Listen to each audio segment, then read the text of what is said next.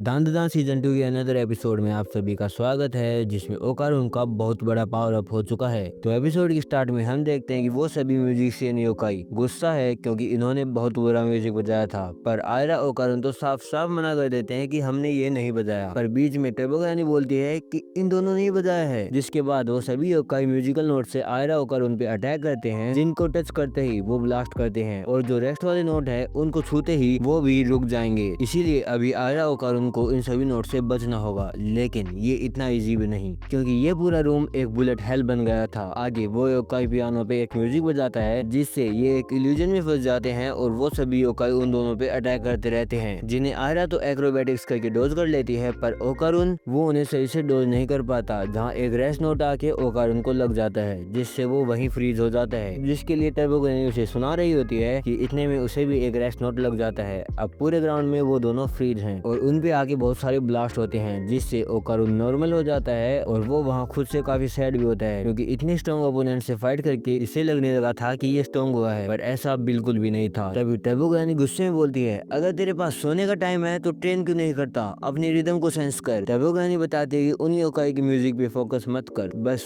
कोई भी एक म्यूजिक की रिदम के हिसाब से मूव कर। पर यहाँ एक दिक्कत है, ओकारुन को गाने पसंद नहीं, इसीलिए वो गाने नहीं सुनता। बट उसे याद आता है कि रिसेंटली उसने एक गाना सुना था जिसे ओकारुन ने एंजॉय भी किया था। इधर आयरा भागते भागते फंस जाती है और वो सभी उस पे अटैक कर देते हैं, बट तभी ओकारुन निकलता है आयरा को बचाता हुआ और हायाशीज का सॉन्ग के साथ, जिससे वो सभी योकाई डिस्ट्रैक्ट हो जाते हैं और आयरा अपने हेयर से एक योकाई को पकड़ के उसे किक करती है, जिससे वो योकाई फिर से पोर्ट्रेट बन जाता है। जिसके बाद वो सभी योकाई अपने अलग अलग कलर के नोट निकालते हैं और अटैक करते हैं। इतने में पियानो योकाई एक ओपेरा हॉल का इल्यूजन बनाता है और वहाँ एक बड़ा आदमी ओपेरा भी गा रहा होता है, जिसके पास में 3 और सिंगर आ जाते हैं, जिनके मुंह से बहुत सारे ह्यूमन इल्यूजन निकलते हैं जो आयरा ओकारुन पे अटैक करते हैं। तो टर्बोग्रानी इन दोनों को सीधा उन योकाई पे अटैक करने को बोलती है और अगर इन्होंने जल्दी नहीं की तो इन इल्यूजन से दबकर वो मर जाएंगे। इसीलिए आयरा ओकारुन को हाथ पकड़ती है और अपने बालों से उस ओपेरा गाने वाले के सर पर चले जाते हैं, जिन पे साइड वाले सिंगर अटैक करते हैं, जिन्हें डोज करके वो आगे जाते हैं, जहाँ आयरा इन सिंगर्स को संभालेगी और ओकारुन उन योकाई को। इतने में आयरा पे वो सभी सिंगर अटैक कर देते हैं और ओकारुन को अपनी तरफ आते देख वो योकाई भी उस हॉल के हर साइड से बहुत सारे क्राउड से ओकारुन पे अटैक करवाते हैं। इधर आयरा उन सभी सिंगर्स को एक दूसरे से बिटवा देती है, जो गिरने के बाद भी गा ही रहे होते हैं, जिससे ओकारुन को अब जल्दी करनी होगी, लेकिन वो फुल थ्रोटल 2 ही बार यूज कर पाता है, जिसमें एक बार तो उसने आयरा को बचाते टाइम कर लिया और अब बचा एक एंड सामने 5 योकाई है। तभी उसे याद आता है कि टर्बोग्रानी एक बीट पे 5 हिट आराम से कर सकती है, जो ओकारुन भी समझ जाता है। तो वो फुल थ्रोटल यूज करके एक रेड बीस्ट बन जाता है और उन 5 योकाई को एक साथ ही हरा देता है, जिससे वो फिर से म्यूजिक रूम में आ जाते हैं। आगे ओकारुन आयरा को थैंक यू भी बोलता है, क्योंकि ये सब वो उसके बिना नहीं कर पाता, जिससे आयरा फ्रीज हो जाती है और अपने यूजुअल सेल्फ को चाह कर भी बाहर नहीं निकाल पाती। आगे टर्बोग्रानी ओकारुन को बताती है कि ये तो उसकी पावर का एक छोटा सा हिस्सा है, जहाँ आयरा के पूछने पे टर्बोग्रानी बताती है कि जो कलेक्टिव फियर था इन पोर्ट्रेट्स का, उसी ने उन योकाई को बनाया था और अगर इन्होंने दोबारा रात के 2 बजे पियानो बजाया तो वो फिर से आ जाएंगे एंड इफ उन योकाई ने तुम्हें मार दिया तो तुम रियल लाइफ में भी गए। जो बोलते हुए टर्बोग्रानी पियानो से नीचे आती है और गलती से पियानो ही बजा देती है, जिससे वो योकाई वापस आ जाते हैं और तभी सीन शिफ्ट होता है मोमो के घर, जहाँ मांजीरो जीजी को मना रहा है हायाशी रिचुअल को परफॉर्म करने के लिए, जो कल वापस आ रहे हैं, जिसके लिए मोमो उसे रोकती भी है, पर वो नहीं मानता और जीजी इससे काफी सैड भी होता है। इतने में ओकारुन जीजी को बाहर बुलाता है, जहाँ वो अब उसे फिर से फाइट करने वाला है। मोमो उसे रोकती भी है, पर ओकारुन बताता है कि जब एविलाई ने मोमो को असल्ट किया था वो बहुत गुस्सा हुआ था, लेकिन ये सब एविलाई को अपनाना चाहते हैं, जो काफी अपसेट है पर कूल भी। इसीलिए ओकारुन अपनी खुद की वीकनेस पे काफी गुस्सा होता है और अब वो एविलाई को पनिशमेंट के साथ समझाएगा, जिससे मांजीरो उसे रोकने का ट्राई करता है, पर उसे सेको रोक लेती है क्योंकि उसे ओकारुन में दम दिखा। जिसके बाद आयरा जीजी पे ठंडा पानी डालती है और एविलाई ट्रांसफॉर्म होता। इतने में ओकारुन उसके पास आ जाता है और एविलाई के पंच को अपनी किक से काउंटर कर लेता है, जिसके साथ ही ये एपिसोड खत्म और इनका क्लैश हम नेक्स्ट एपिसोड में देखेंगे। तब तक तुम मेरी बाकी वीडियो चेकआउट कर सकते हो, मैं तुम्हें वहीं मिलूंगा। सायोनारा।